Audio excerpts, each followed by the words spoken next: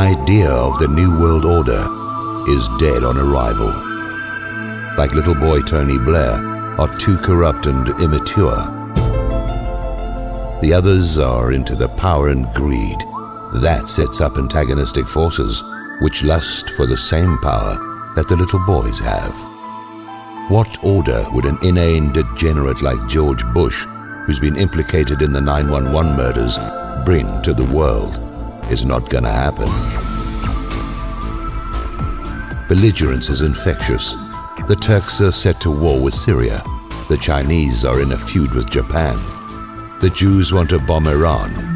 Russia has sent 90,000 troops to Syria. India fights with Pakistan. Greece is tearing itself apart. Spain is in turmoil. Catalonia wants to leave and become independent. And the world is smothered in a tsunami of debt.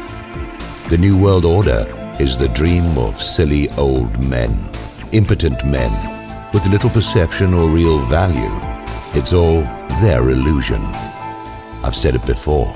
The first time a bullet goes through the window of the Federal Reserve, the illusion of their feigned grandeur will pop like a soap bubble. It is very possible that the population will not allow themselves to be crushed by lies and the corruptions of old men. The desire to control and dominate is a demonic force. Deep down it is sexual perversion, like pedophilia, the macho male thrusting himself upon the feminine spirit, attempting to own her and dominate. Obama's campaign ad saying women should vote for him as if their private parts depended on it illustrates my point. The lust for political power and importance is sexual.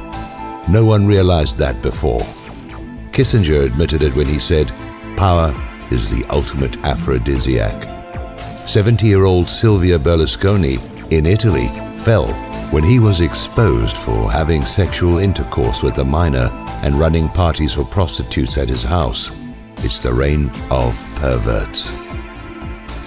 Beyond the copulation of an old man's flaccid, drooping male member comes a feigned self-importance, a desperate attempt by his ego to hold himself erect, and from that comes his cruelty and the vengeance of control as a sexual release or substitute. Sometimes it's a manifestation of his vengeance against woman, his anger. The demonic possession these men exhibit is triggered by impotence or an impending impotence. See the hidden link? There is a fifth force, an inner light, a vast light.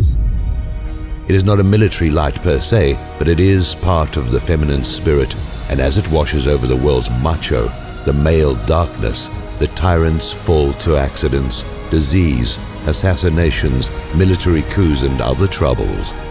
Essentially, they are rubbed out from within first. Like I said before, Gaddafi fell in those inner worlds 6 months before he was toppled here. Once the tyrants fall in the inner world, they are removed from our world. Very few people know much about the workings of the fifth force. The reign of these violent perverts is a non-starter.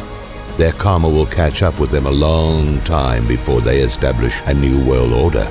In fact, we are quite obviously entering an age of a great global disorder.